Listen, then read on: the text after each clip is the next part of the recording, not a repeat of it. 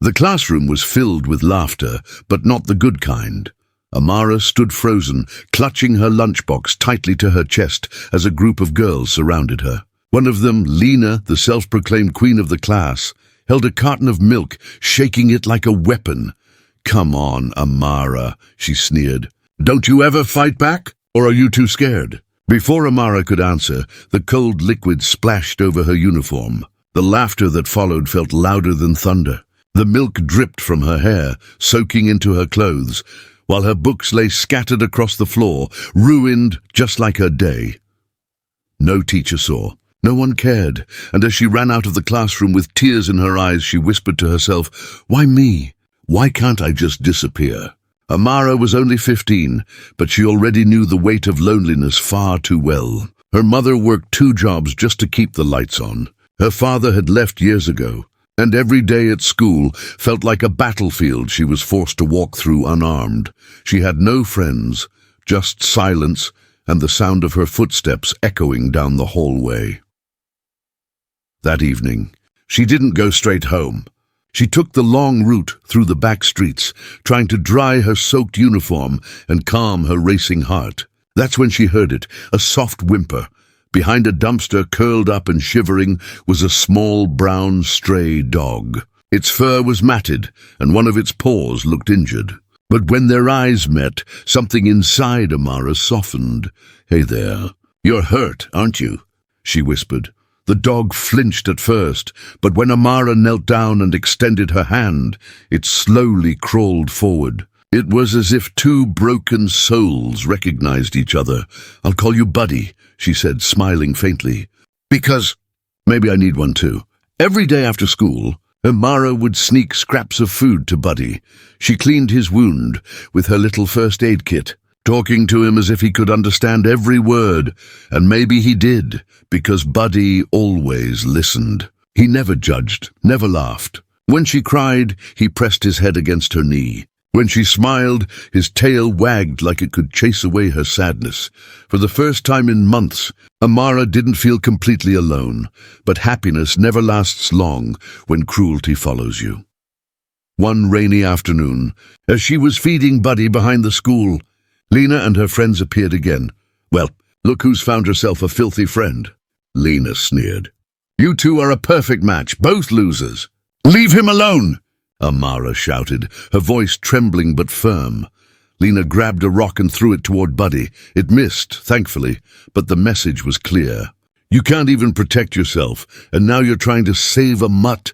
Amara clenched her fists, tears stinging her eyes. But Buddy did something no one expected. He barked fiercely, stepping in front of her, his small frame trembling yet defiant. For the first time, Lena took a step back. "Crazy dog," she muttered, walking away with her friends. Amara dropped to her knees, hugging Buddy tightly. "You protected me. You actually protected me."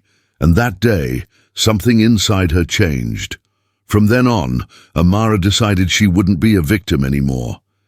She started standing taller, speaking louder. She practiced ignoring the cruel words instead of absorbing them.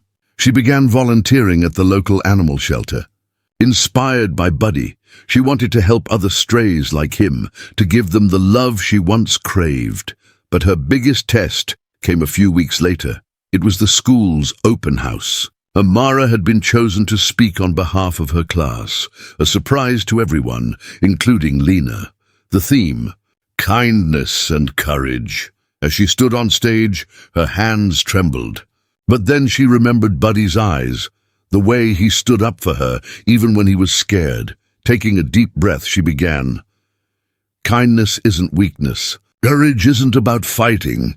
It's about standing up for what's right, even when you're afraid. Sometimes the ones who've been hurt the most become the ones who heal others." The room was silent. Even Lena looked away. That night, Amara returned to Buddy's spot behind the alley with a new blanket and a warm meal. "We did it, Buddy," she whispered. "We showed them we're not broken." Buddy wagged his tail weakly, resting his head on her lap. But as days passed, Amara noticed Buddy's energy fading.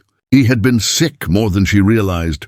Despite vet visits and medicine, Buddy's body was too weak, One evening, as the sunset painted the sky gold, Buddy curled beside her one last time. He looked up at her, eyes full of peace, and took one last breath.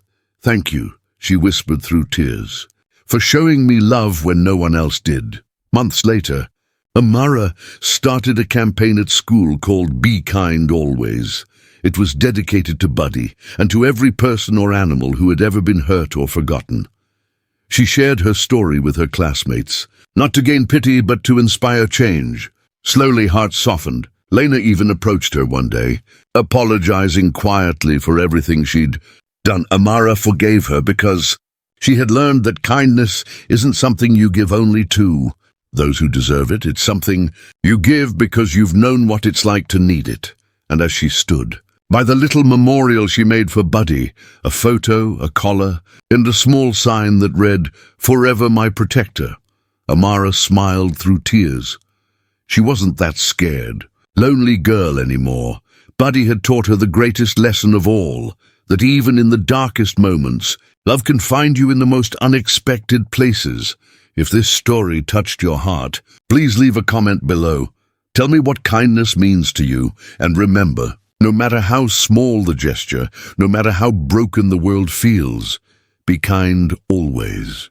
Subscribe to my channel, Be Kind Always, for more heart-touching stories that remind us what truly matters in life: compassion, courage, and love.